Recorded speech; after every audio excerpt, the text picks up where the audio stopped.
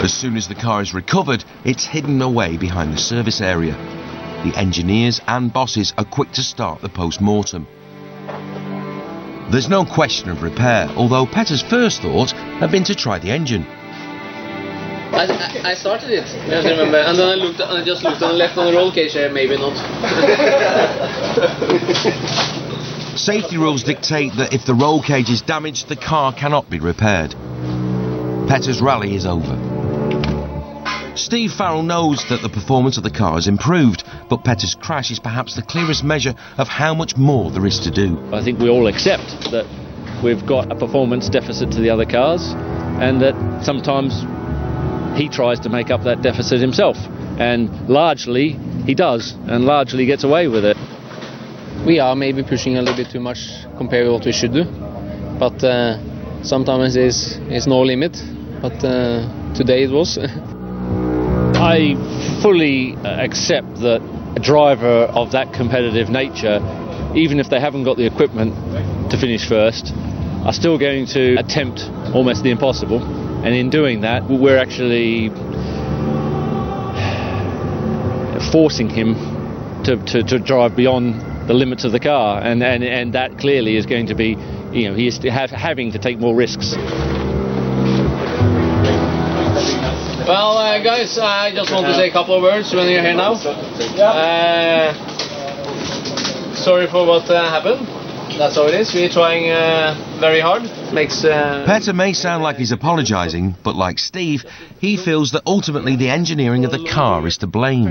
Many kilometers. So when you do, for example, 12, 15 kilometers, something changes in the car, and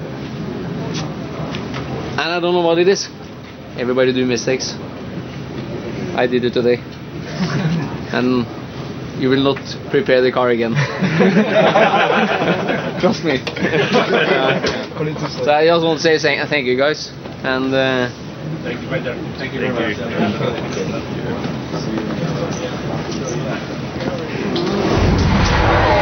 Meanwhile, Chris's gearbox problem loses him 15 minutes. The rest of his event is used to test setups for the next rally in Japan. well impressed. Marcus Gronholm wins Rally Finland with a massive 40-second lead over Sebastian Loeb. The double challenge is over. It hasn't been the glorious comeback the team had hoped for, but Paul can find plenty of positives.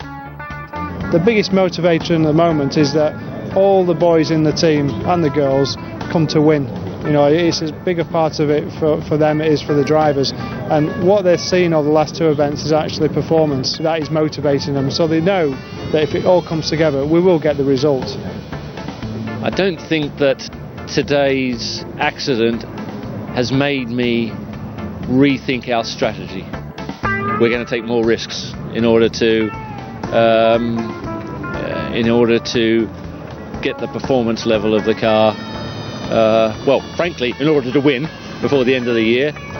What's the alternative? Is to say, well, hang on, let's just finish third for a little while. That's not a strategy, you know, for being in a competition. I certainly couldn't do it personally, and I think that's the accepted stance from everybody.